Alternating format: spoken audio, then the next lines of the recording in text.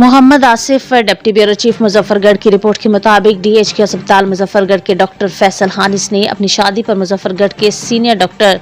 मेहमान खसूसी Muzaffargarh homeopathic doctor association के सदर डॉक्टर मोहम्मद फहीम और चीफ गेस्ट साबिक health minister Punjab doctor Akhtar Malik, DHK अस्पताल मुजफ्फरगढ़ से नदीम अख्तर फैजी और मोहम्मद वसीम भुट्टा को दावत दी। डॉक्टर अयूब हांस ने तमाम दोस्तों को वेलकम किया और कहा कि दोस्तों की शिरकत मेरे लिए खुशाइन है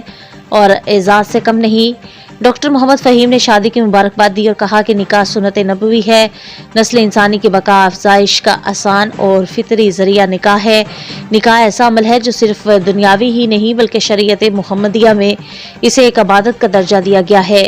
और मेहमान नवाजी का शुक्रिया अदा किया।